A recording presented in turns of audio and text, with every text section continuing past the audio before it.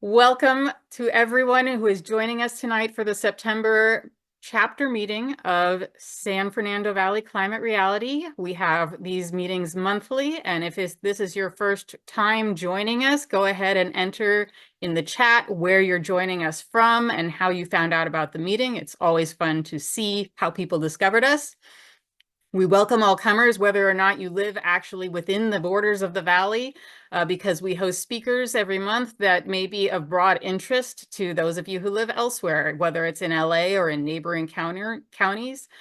So anyone is welcome to join, share news of our meetings widely, please. We like to start things off with a land acknowledgement, which will be read tonight by one of our chapter members, Danny Hom. Like me, Danny found San Fernando Valley Climate Reality during the pandemic when our meetings moved online to Zoom. And at that time, he was putting together local solar project installations for families with Grid Alternatives, a clean energy nonprofit whom we've heard from before in a previous chapter meeting. He has extensive interest in environmental justice communities, and right now he's continuing to focus on making progress on clean tech, both at the federal and state level.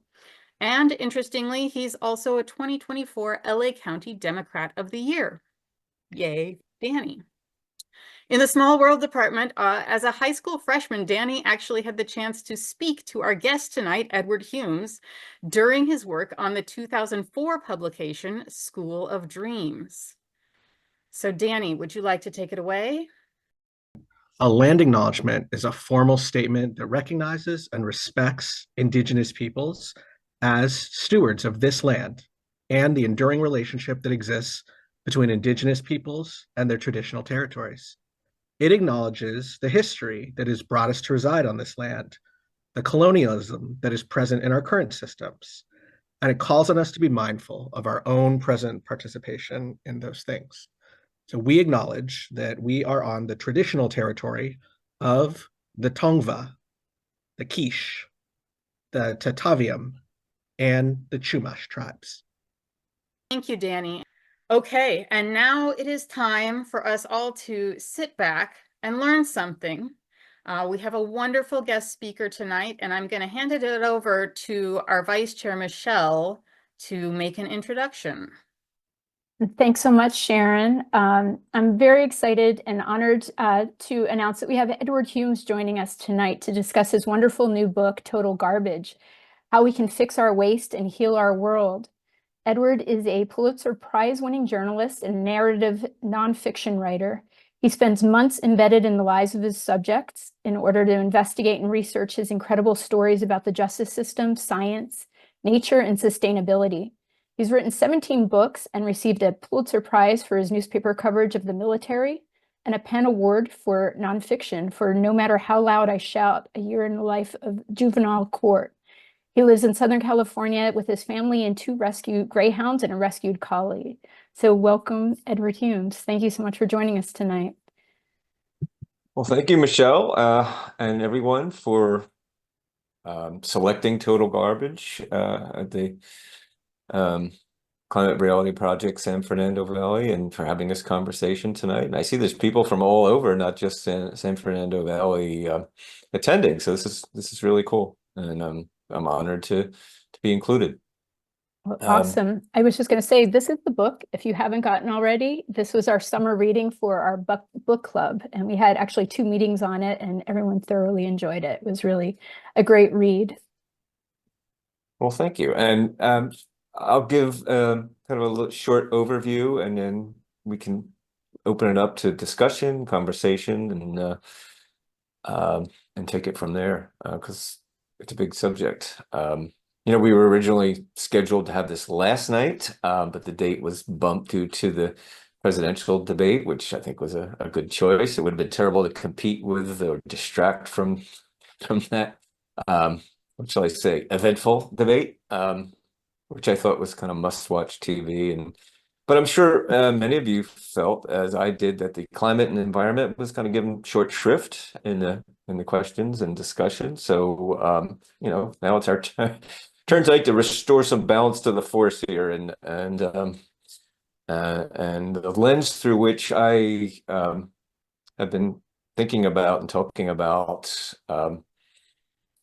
climate and other environmental problems is the lens of waste. And that's the basic theme of total garbage. And that kind of leads to the question I'm most often asked about, why did I write this book? And it's actually my second book about garbage, trash, and what we throw away and other ways in which we waste. But this time I really wanted to use it as a way to frame a way of building a bigger tent, if you will, for getting people involved and excited about the pressing environmental crises that are threatening our way of life, and not to mention life in general.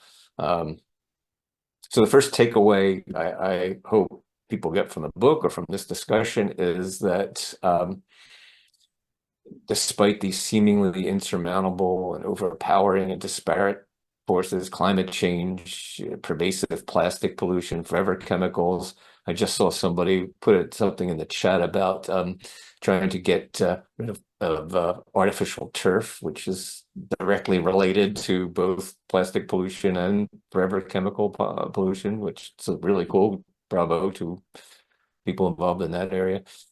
Food waste, this ceaseless pressure to extract fossil fuels and ever more of them. In the face of all that, the takeaway is that we're not helpless to do something about that, and it's not hopeless.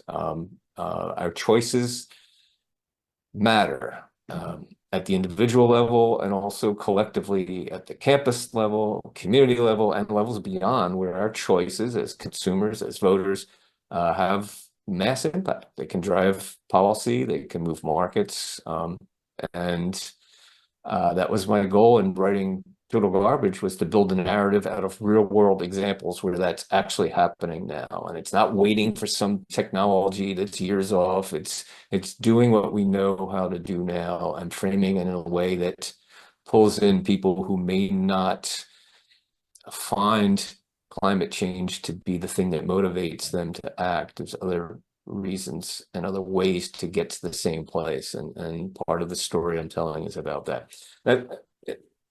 The second big takeaway has to do with waste. It's literally our arch enemy, driving multiple big environmental crises. And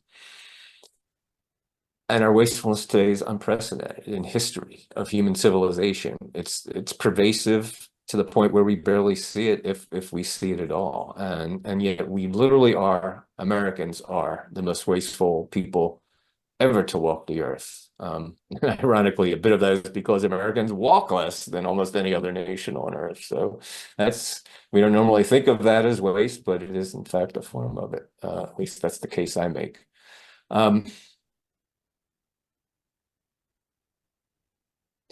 Normally when we think about waste, we think about what we throw away, the stuff we roll to the curb each week. And that's the easiest to see with things like food waste and the growing plague of disposable plastics. But that doesn't just include bottles and containers. It's fast fashion, or more aptly described, short-lived fashions, along with bags and wraps and packaging. It's easy to see the wastefulness embedded there, and it's easy to point out solutions to them and to the many health and environmental problems they cause, which maybe we can talk about later in this conversation. If you haven't read the Total Garbage, the first thing you learn about yourself is that each of us is consuming on average a credit card's worth of plastic every week, due to the plastic pollution that's so pervasive in our environment and our food and our water.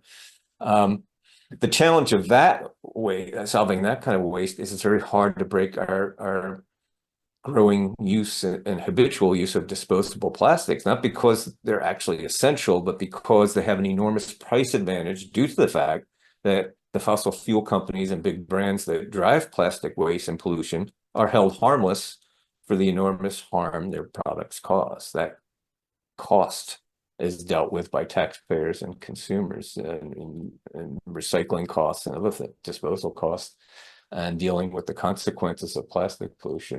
And so that's sort of a secret subsidy for that form of waste that bears thinking about, and some communities are actually doing something about it, rethinking who gets the bill for our plastic waste. But what about the rest of our environmental woes? How about the climate crisis? How is that about waste? Making that connection is the main reason why I wanted to write Total Garbage. And for some of you, it's probably old news, but I'll ask the question anyway. What is the second most wasteful thing we do every day? The second most wasteful thing we do every day. Does anybody know? I'm going to volunteer a response in the chat or out loud. Looking at messages here. Oh no, the chat is closed. Oh, well. I'm All right, I will provide. I'm sorry. How about flushing the toilet? Oh, I like that one. But no. But Okay.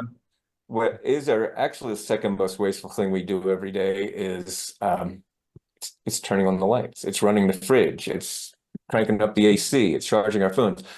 It's charging our electric cars. Making and using electricity created by burning fossil fuels is the second most wasteful thing we do in our daily lives.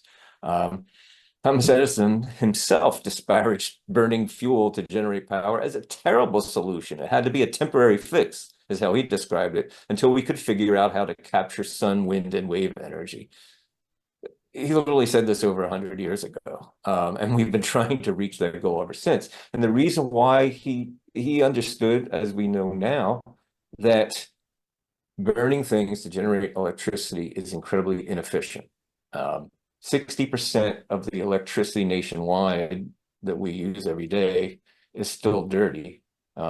California's a little better, it's 40% fossil fuel driven. But the physics of generating power with fossil fuels means 2/3 of the energy consumed is wasted by the time the electricity leaves the power plant. It's simply the nature of turning combustion into kinetic energy that can drive a generator and then create electricity that way. 2/3 of your electric bill is paying for that waste. 2/3 of the climate disrupting pollutants from making electricity are from the energy we waste. So yes, climate change in America and most of the world is powerfully driven by what we waste, far more than what we use in our power sector. And talking about it in those terms is eye-opening for people. What do you mean 2/3 of my electric bill is waste? What can we do about that?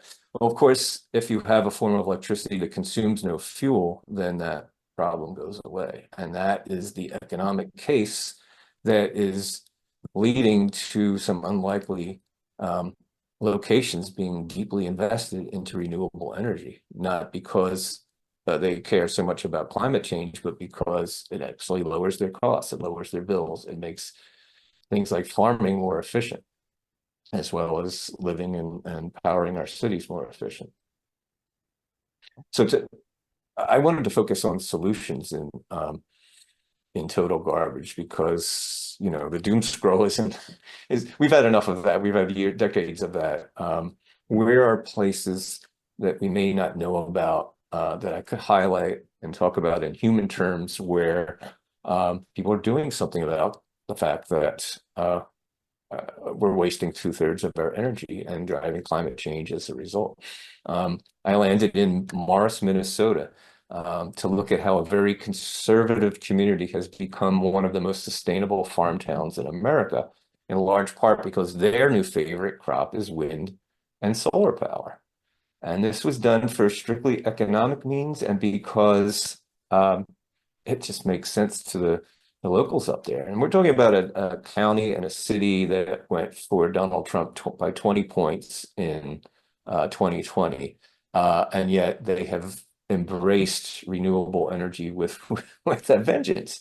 And I'm talking solar fields elevated on pylons and providing shade to grazing cows that are being raised there. Every public building in the city of Morris now has either solar or geothermal or both. The Morris liquor store, it's a municipal-owned liquor store. Their motto is, "We chill your beer with the sun." And other towns in Minnesota have seen that and says, how can we have some of that? And so this is being replicated all over that region of the country in completely red state territory.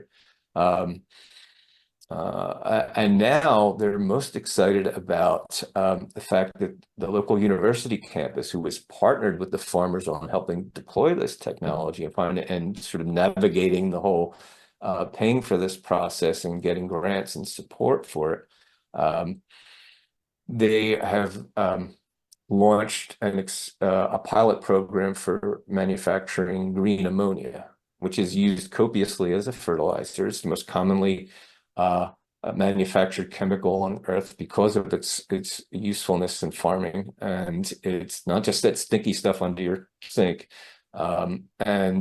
If ammonia were a country, its climate emissions related to producing it would be in the dirty dozen countries in the world in terms of their impact on the climate. They're making ammonia with wind right there where it's needed locally to fertilize crops there, and it's turning a enormous climate deficit into a climate positive.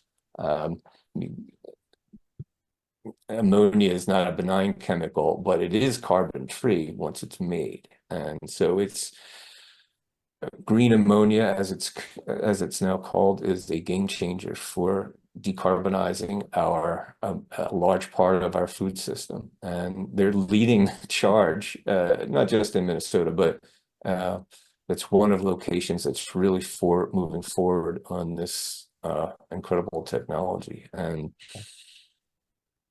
the contrast with what happens in California, where immense amounts of ammonia are used because California is a huge farm state.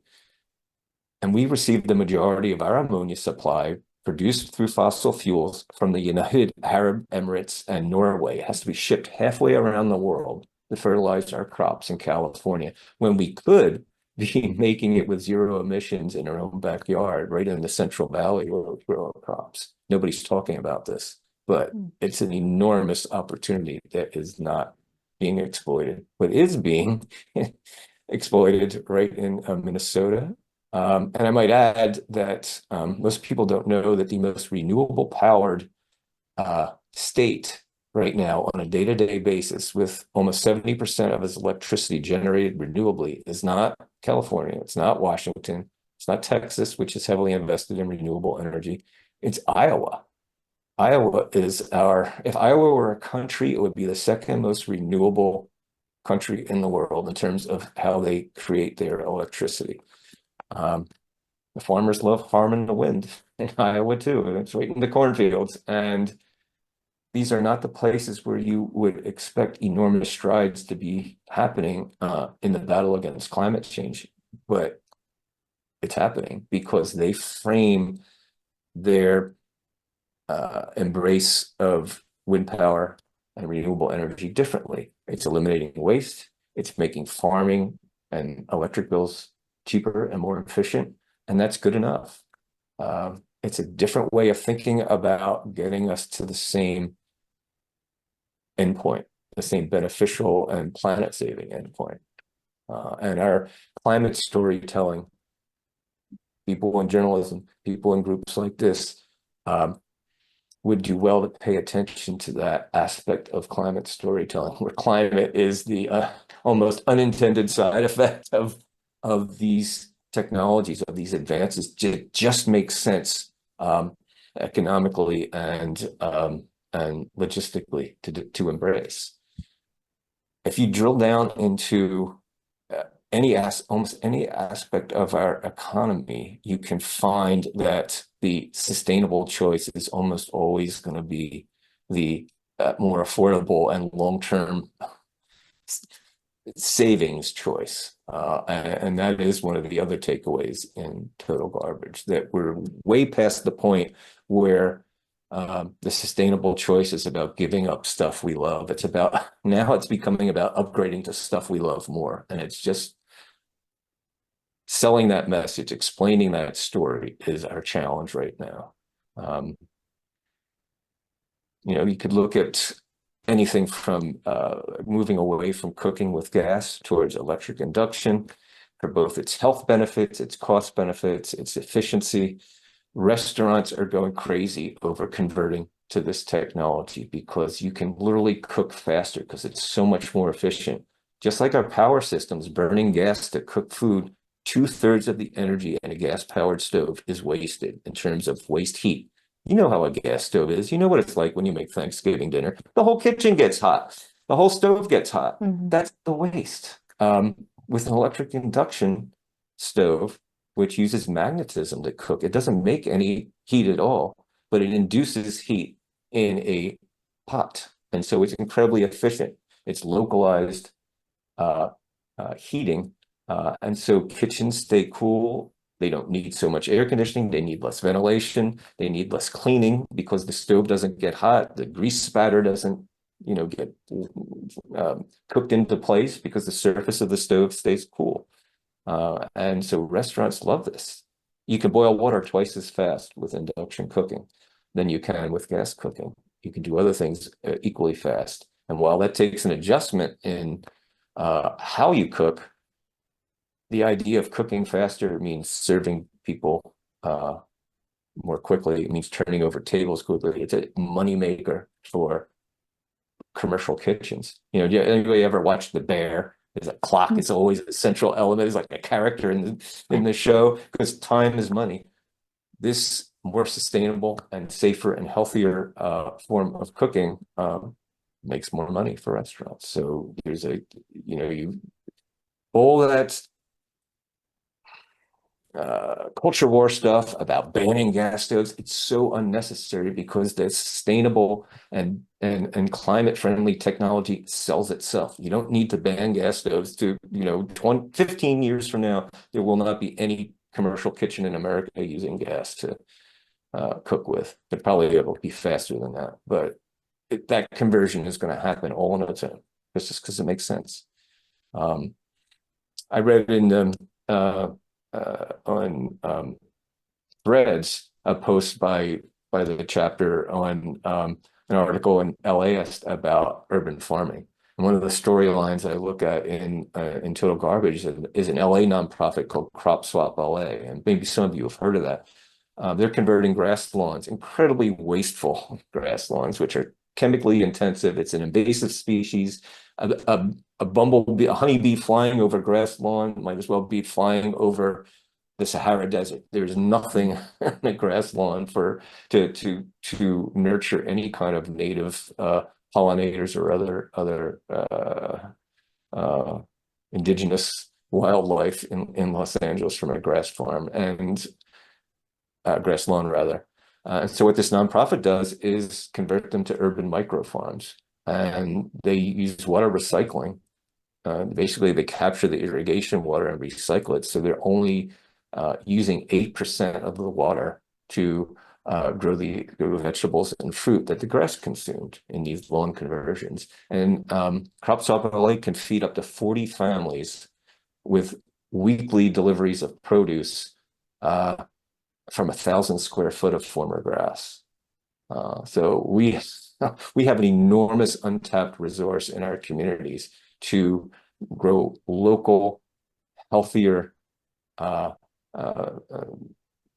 fruits and vegetables, and literally in our backyards or our front yards. And these urban farms are beautiful. They're interesting visually. People literally stop their cars in the street at the farm I visited in South Los Angeles. These are primarily appearing in food deserts where local produce is really hard to come by. And people stop and say, wow, what's going on here? This is incredible. And I will remind people who may not know it that during World War II, there was this thing called the Victory Garden movement, and 60% of homeowners or tenants who had plantable space had these victory gardens. Within a 2-year period, that had ramped up so much that 40% of our produce in the U.S. during the war years was grown in people's yards, 40%.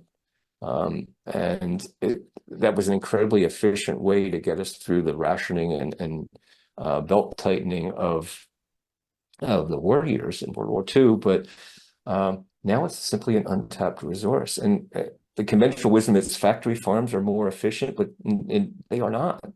They're incredibly wasteful. They engineer food for shippability, not nutrition. A supermarket tomato grown in a factory farm has measurable less nutrition in it than what you can grow in your backyard.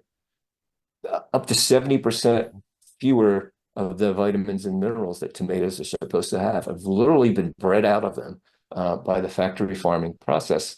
The only thing a modern tomato you can buy in the supermarket has more of than a tomato did that you could buy in 1950 is it has 17 times more salt in it. The one thing we don't need more of in our diets in America. That's another form of food waste. We have massive subsidies that were invented to preserve family farms, but are now sucked up by mega corporations who use it to craft industrial farm products that go 70% of that goes into ultra processed food. So 70% of farm subsidies are wasted on incredibly unhealthy things like soda, ultra processed foods that we are now finding out are incredibly bad for us. So that's a form of waste. We are using these subsidies to have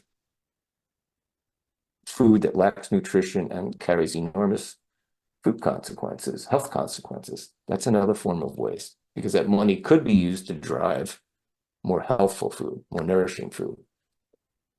The waste is everywhere that you want to look. And that's just a few examples. I didn't even get to transportation. In the community in Georgia I visited where they have basically abandoned their regular cars for all but long trips, the gas-powered vehicles, and they all get around in little electric vehicles and e-bikes. In this community, they have built 100 miles of separate, safe road space in their community of 40,000 to drive around in little mini EVs. And they said, you know, they are leveraging the fact that the average American only drives 37 miles a day, and that half of our trips are 3 miles or less. And they said, we don't need a car for that. We can get around in these little guys that have 40 or 50 miles of range. We don't need no Teslas here. And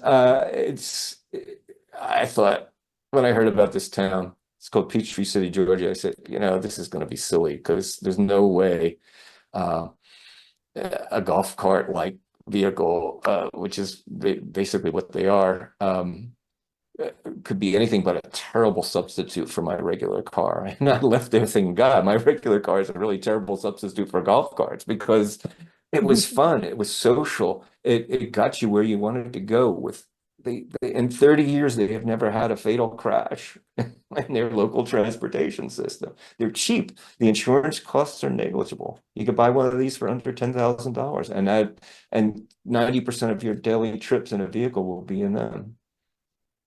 That's the good enough electric vehicle that can get butts in electric car seats. Tell people they don't have to get rid of their gas cars because they just they'll drive them once a month or less. That would be a huge win for the climate, the good enough electric vehicle, rather than these immense Tesla-like cars with 1,000-pound batteries that are incredibly difficult and expensive to make and require enormous extractive effort to really get them up to the numbers where we need our electric transportation to be. This is an amazing storyline, and other communities are copying this idea. The South Bay communities of Los Angeles, among them, are building a network to embrace this kind of light neighborhood electric vehicle and to prioritize them in our surface streets. It's happening. It's a really cool development. So I've just covered sort of a few of the stories I try to explore because I think it's important to find, not just theorize, but to find places where these ideas are working and making people happy or making people money, certainly saving them money. And showing people that it's not what we use so much, it's our waste that's killing us in all these different areas. And we can change that. Our choices in that realm matter, and waste is something anybody can understand as a cost and something best avoided. It's the big tent for moving forward on a lot of our environmental problems.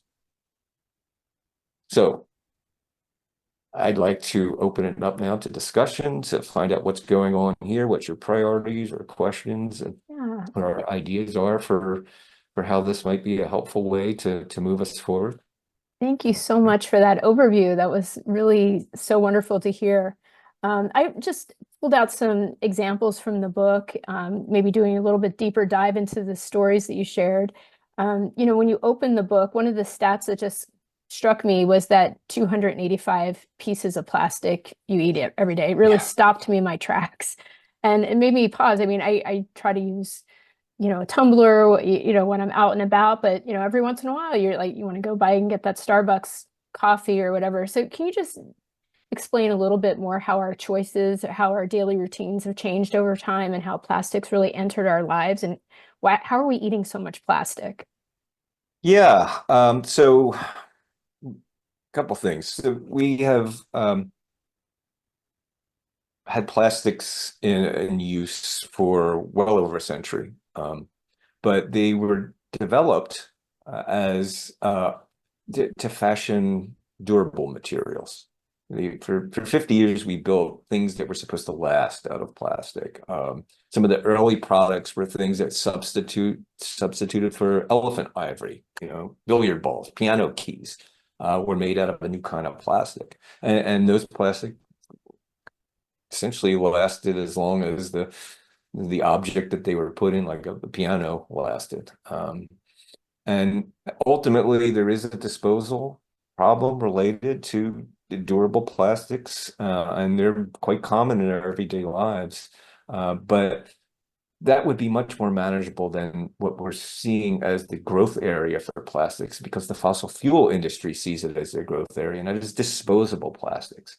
So here you have a material that was conceived of to be resistant to natural forces of decomposition. It was better than wood. It was better than um, uh, any ephemeral natural object that could be broken down by natural forces, by bacteria or whatever. And that was its selling point. No one at that time was thinking of making something you would instantly throw away, like a soda straw or a cup that you would immediately dispose of, much less like our clothes. Fast fashion's made primarily out of plastic, same plastic in a soda bottle. Usually, on average, get about 4 wears, 4 washes, and then nobody wants them anymore, and they end up in the trash. That kind of use of plastic is incredibly dangerous. And that is how plastic has become so pervasive, through the disposable plastic. It's not the plastics in your car and your dashboard or whatever. It's the stuff we throw out and away. Packaging waste is now the single largest category of what we throw away, and much of that is plastic or hybrids of paper and plastic, which is environmentally probable. The way we got here, let's look at the soda bottle. Let's look at Coca-Cola. They had a business model from the early 1900s to the 1970s, where they owned their soda bottles. They owned the container. They were made out of glass, and you had to return them. There was a deposit, and those glass bottles could be washed and reused up to 50 times, and then the glass itself could be recycled. Glass is one of those substances, like aluminum, that is infinitely recyclable because it doesn't degrade through the recycling process. And then suddenly, a DuPont scientist in the 1970s developed a soda bottle made out of what's essentially polyester, PET plastic it's called, but it's really the same stuff in your polyester clothes. Developed a bottle that you could put a carbonated beverage in and it wouldn't explode from the pressure, which was a problem with early attempts at this. And suddenly you had this new kind of container that was much lighter weight, so it had some advantages. And the original plastic bottles were thought that they could be reusable too. That didn't work out so well. And so then the idea that plastic could be recycled into new plastic was born. There was a lot of pushback during that transition because there was immense amounts of litter and trash, and our disposal systems weren't designed to handle plastic. It was a new form of waste. People would just suddenly, they were throwing out these bottles that had to be returned. And the manufacturers like Coke said, oh, don't worry, all this can be recycled. But there was no mechanism to do that. And it was essentially what happened is the cost of a container, which had always been borne by the producers, going back to colonial days in America and beyond, the containers always belonged to the vendor. Suddenly, the cost of dealing with these disposable containers was offloaded to taxpayers and consumers. It was a bait and switch. And recycling plastic, the promise of it has never worked. To this day, after decades of trying to make it work, we recycle 6% of our plastic in the US. It's a joke. It's a deception. And we've been lied to. And the cost of dealing with that has accelerated in recent years for a variety of reasons, mainly because China, which used to take all much of our plastic waste, said no more. We don't want your crap anymore either. They have more than enough waste plastic of their own now from their own consumer society that they're trying to cope with.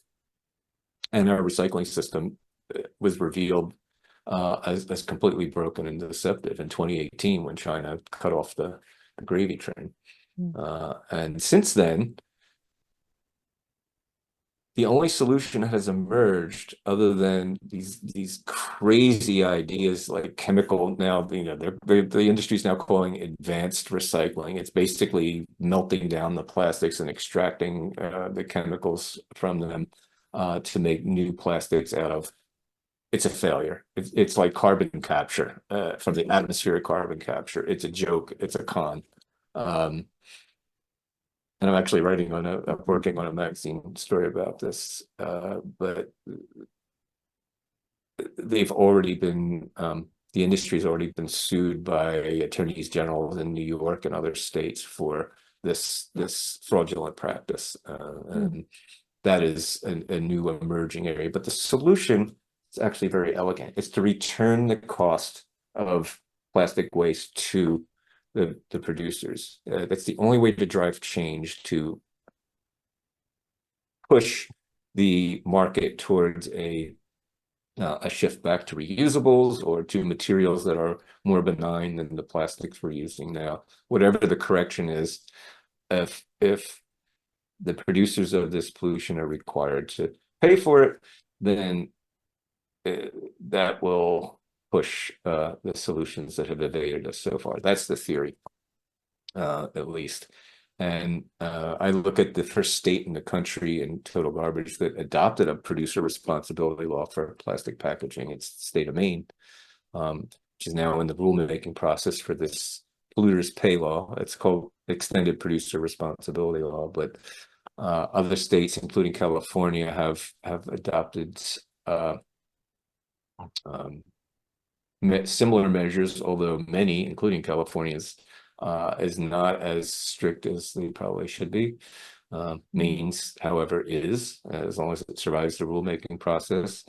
And literally, if you are selling a beverage container in a beverage that's in a container, or any kind of product that's packaged in plastic, the seller and manufacturer are responsible for dealing with the fate of the material after it is used.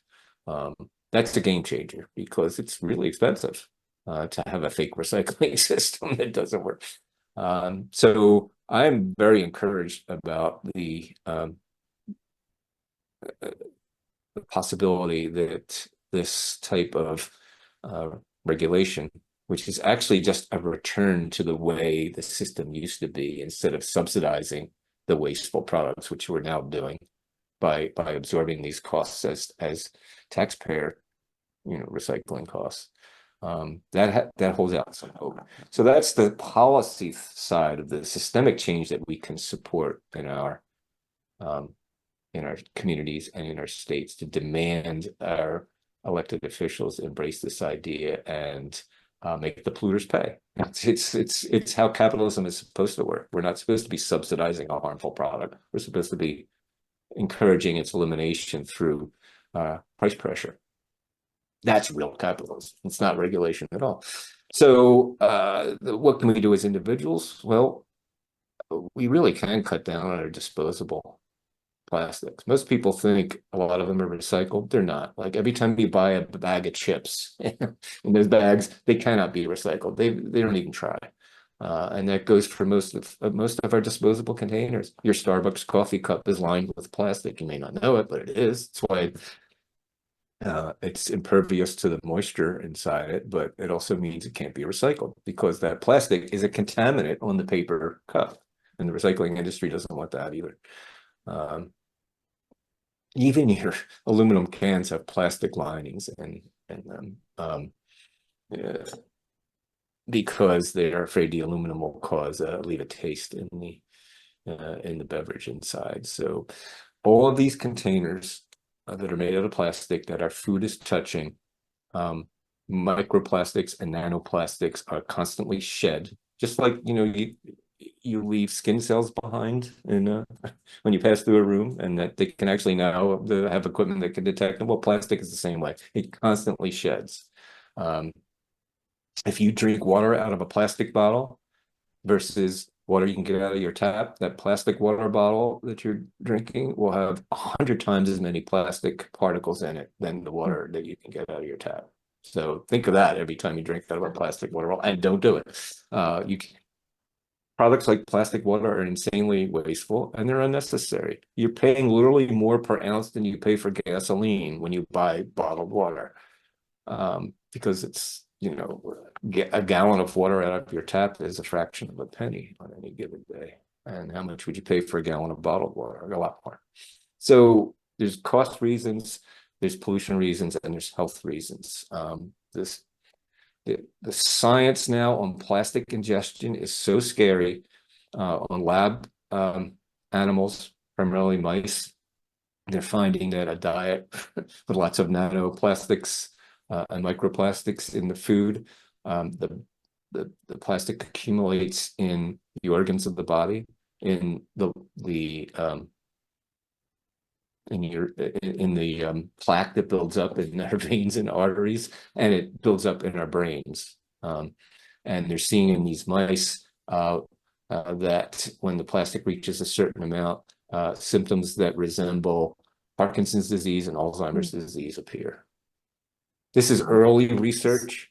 They're just starting to look at the health consequences of constant plastic ingestion, but it's a fossil fuel product. It contains chemicals that we are known to be toxic. We shouldn't be ingesting plastic, and yet we've turned it into a food group. Pull a plastic credit card out of your wallet. It's 5 grams of plastic. That's what we're consuming a week cumulatively through these particles in our water and our food. It's scary. There's nowhere on earth you can go and not find plastic particles. You could go sample snow in the Antarctic, go back, take it to you would find plastic particles. It is everywhere. So my question on that, I mean, I'm really digging the idea of framing all these things as benefits rather than giving something up. But a lot of these single-use plastic goods have been pitched as convenience products that I mean, it takes more time to, rinse and return a glass bottle than it does to drink your drink out of the plastic bottle and toss it, right? It puts more of a burden on people to do a little more work. And I find that, when I talk to people, they're saying, boy, I don't want to have to think that hard about how I get rid of my trash. So how do we get our culture back to a place where people are willing to put in a little extra effort in order to move away from single-use products? There's a couple ways to think about that. And one is, is it really that hard to bring your own bag to a supermarket? Is it really that hard to bring a cup to the coffee place to get it refilled? It's not hard. In fact, most coffee shops will give you a discount if you do that, so you can save some money. You know, the coffee bean and tea leaf will take a quarter off your latte if you bring your own cup. It's not a bad deal. It's that whole convenience argument is mostly false. Well, I mean, I was given a Father's Day gift of it's a seltzer water maker, and it's called the Drink Mate because that's the one that Wirecutter recommended over some of the other brands, and it's really cool. It's just it comes with a stainless steel flask to make the soda water in it. It's just tap water with CO2 in it. It has a refillable canister I can take to a local place and have the CO2 recharged. So there's no disposability involved in that process. If you love carbonated drinks, I just like to squeeze a little fruit juice or something into it instead of sugary soda. But it's incredibly cheaper that way. There's no containers, and it's easy. You don't have to go out and buy it. It's just like it's sitting on your counter, and it's really cool. There's a lot of reusable alternatives out there that actually are more convenient, and particularly and save you money over time as well. People like to save money. So, and most people, they get cans in California. We have deposits on all those containers. It's really hard to find the recycling place to bring them back to. You have to, if you just put them in the recycling bin, they may get recycled, particularly if it's aluminum can, but you don't get your money back. So there's a lot of appealing things about the supposed convenient single-use choice. And then there's the emergence of refill stores. And I profile one of those in Maine that has been, expanding because the entire community that's into, refilling containers and getting products that are environmentally beneficial, don't have a wasteful packaging component, and actually are priced about the same as the supermarket stuff. In some cases, cheaper. This business has taken off. They've opened up a second store, and are now thinking of doing a third in a relatively small town of Portland, Oregon. There's demand for this type of throwback product. I mean, it used to be much more common to a century ago to bring your own container to the store and buy things in bulk. That's the way people did things. I don't think that's so inconvenient. It's just different. It's a change of mindset more than anything else, I think. It is. It's habit. Waste is a habit, and we've fallen into this habit. But it's not that long ago when we had much more reusable systems in place, and not just for soda bottles. All kinds of things were delivered in reusable containers. Potato chips. You get like this huge 5-gallon drum of them delivered to your house. That's the way people would. And that those systems still exist in other aspects of our society. You think about how fast food restaurants with their soda fountains, they're not like getting little tiny reusable containers of soda to fill everybody. They're getting these huge tanks of it that are reusable. I mean, we know how to do reusability. It's just that it's more profitable to sell tiny servings to people and tell them it's more convenient to create all this waste. And the only reason that's financially viable is because we're subsidizing it by not making the people who sell them responsible for the cost of dealing with their wasteful products, their harmful products. If that cost was incorporated into these little single serving packages, they would no longer be affordable, and some other means of delivering that food to us. And then look at the social justice component. Some communities that low income communities, the only store they may have on hand, it's local, and accessible might be a dollar store. And what do you get in a dollar store? You get tiny little packages of whatever it is because it makes it cheaper, but all you're buying is packaging with a little bit of product in. So then communities that depend on these dollar store type retail outlets are burdened with even more disposable plastic waste than more affluent communities, because that's the only shopping alternatives they have. So they're burdened with dealing even more of the unrecyclable waste, disposable products than the average community. So there's a huge social justice aspect to the way we handle these disposable or don't handle these disposable products. So we've had a couple people in the chat mention Ridwell, which you also discuss in your book, as, you know, a viable alternative for recycling things that don't get recycled in the ordinary waste stream. So we're all excited that, you know, Ridwell is now serving LA, and it's great. As you mentioned, it is, you know, a bit of a social justice and environmental justice issue because, you know, it's an add-on. People have to pay for it. Not everyone can afford to, you know, pay extra to correctly recycle their chip bags. And you've talked about, you know, how little of plastic actually gets successfully recycled. So do you think what Ridwell's doing is successful recycling? Is that a successful model that, you know, could grow and scale to actually, you know, be across the country?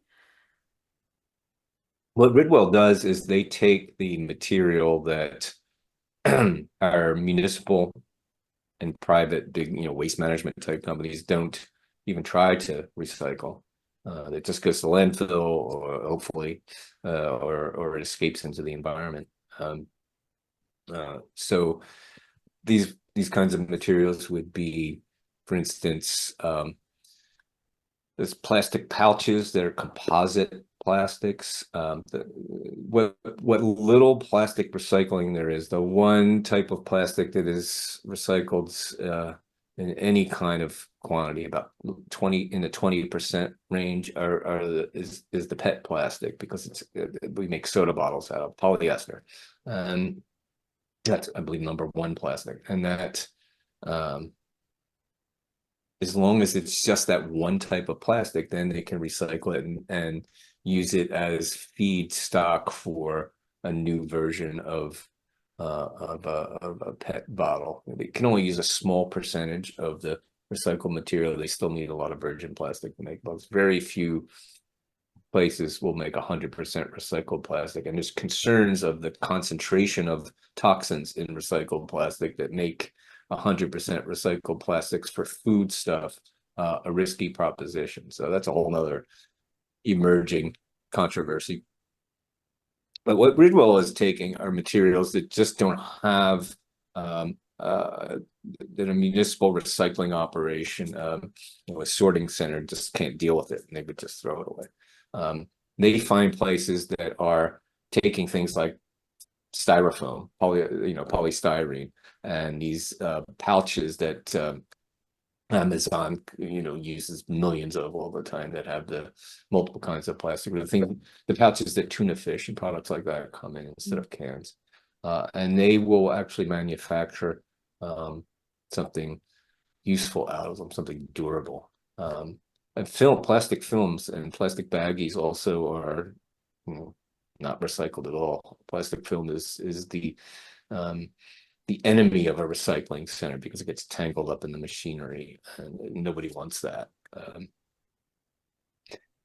But there's several companies. One of them is called Trex, I think it's, yeah, and they make outdoor fencing and decking by compressing and working some kind of manufacturing magic on plastic films and turn it into these really durable substitutes for wood.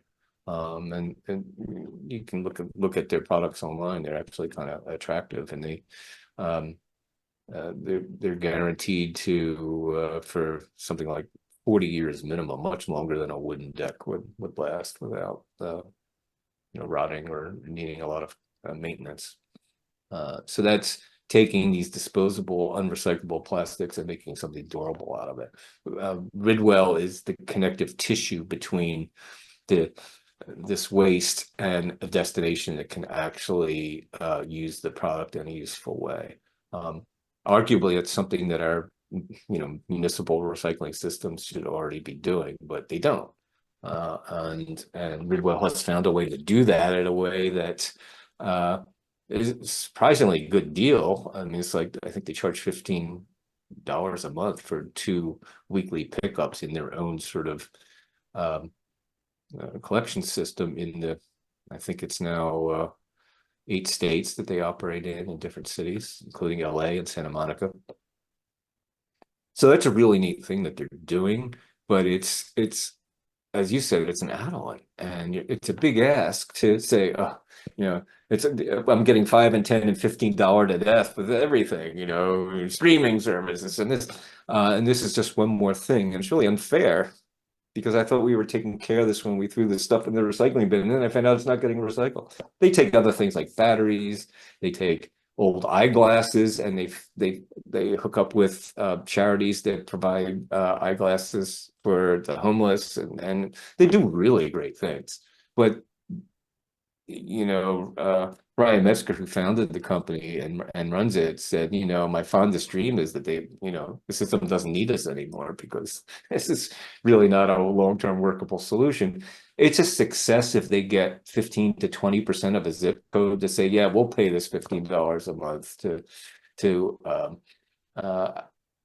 keep this material out of the environment. We're willing to make that bet. So that means in their most successful scenario, 80% of the people in the areas they serve are not using Gridwell, and that stuff is still ending up in the environment. So I love what they do, and they do it really well, and they're completely transparent. Unlike when you throw stuff in the recycling bin that your city picks up, you have no idea what's going to happen. You can follow every kind of material online that Gridwell collects and see where it ends up and what happens to it and how it's used. And that's really cool. Transparency is powerful.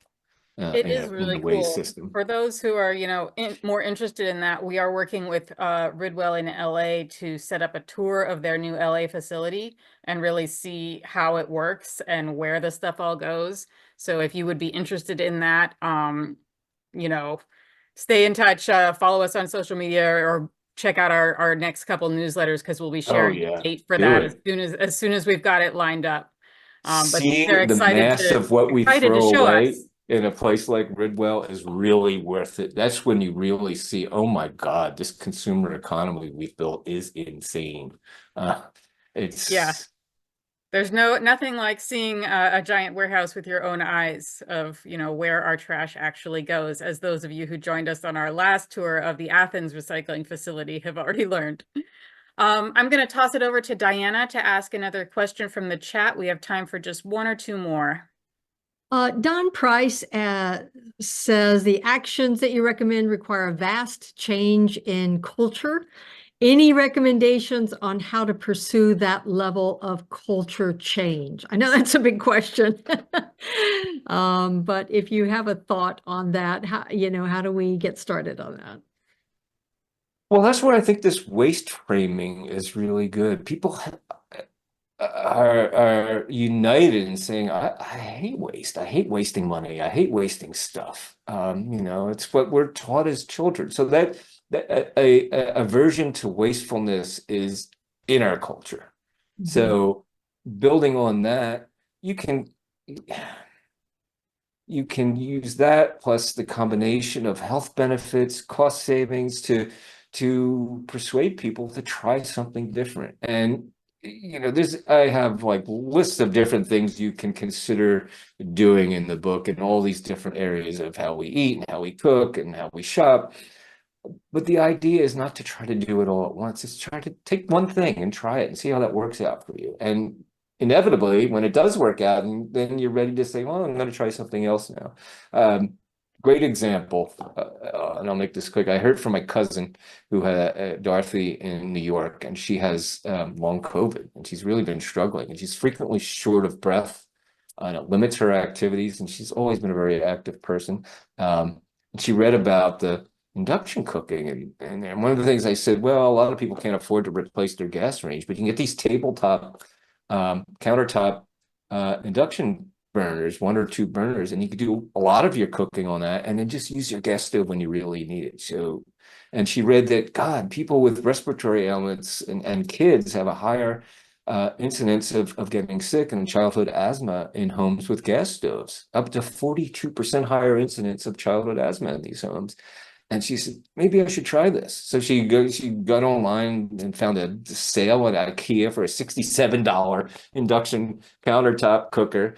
And she's been using it ever since. And she says, this isn't scientific and all, but ever since I turned off my gas stove and stopped using it, within 2 weeks, my shortness of breath is much better. I'm not cured, but I think this has really helped me. And I've heard that from a lot of other people. So when you can make a change like that and it's cost effective and it makes your life better, that's how these kinds of stories help overcome the reluctance to do something different, like not cook with gas. Oh no, I need a blue flame. It turns out you really don't, and you can be happier without it.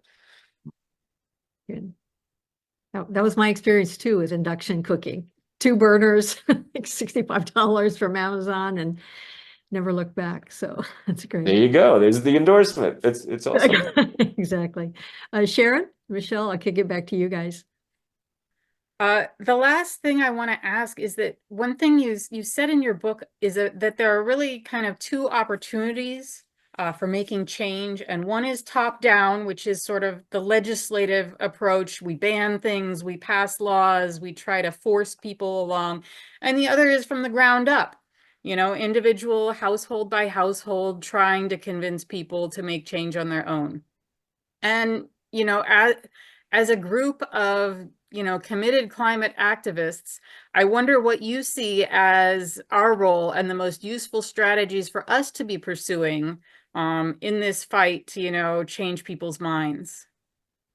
Well, we have to do both those opportunities there, and one feeds the other. The producer responsibility and law in Maine was a grassroots effort. It was like people like this group.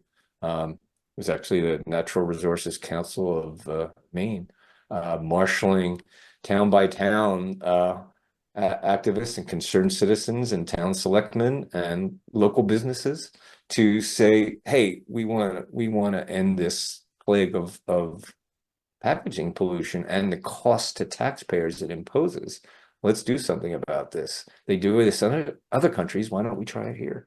And that grassroots effort took 8 years, but finally the bill passed and resisted the inevitable attempt of the industry to sort of come up with their own version that they would be in charge of.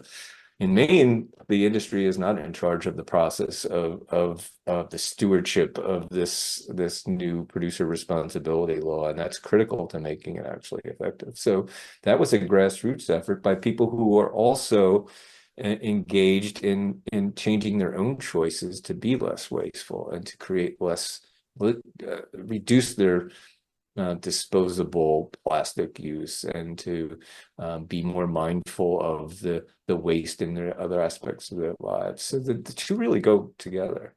And the cool thing that the Natural Resources Council of Maine did was to show people how to access the legislative process.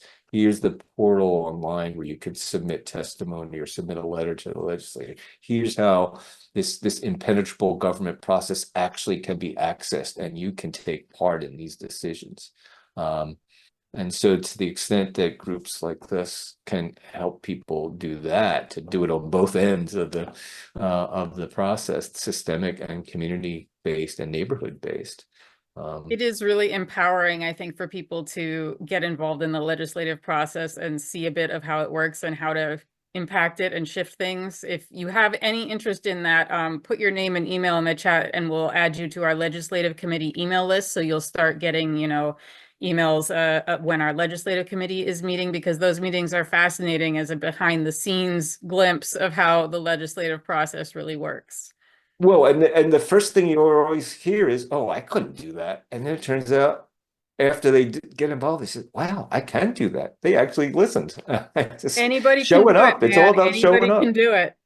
I mean, Kathy isn't here tonight, but she started our legislative committee and she had never done anything like that. Just said, I would like to, get involved and figure out how this all works. And now it is a powerhouse in the state of California. So anyone can do it. Yeah, if anyone is interested in volunteering in any capacity with any of our committees, we encourage you to reach out to us by email or put your name in the chat, because there's space for everyone in this fight, no matter, what experience or what interests you have. There's something here for everyone, and there's always work that needs doing. This has been a really fascinating, inspiring, and thought-provoking evening. So now is the fun part of the evening where I'm going to invite you all to unmute yourselves briefly and give our speaker a round of applause. Thank you for coming tonight. Yay, thank you That was so much. really Thank you wonderful. so much. So wonderful. It Thank was you. really, really good. Very inspiring. Thank you. It was very good. Much. Yeah, I really bought enjoying your book. Thank you. Thank you.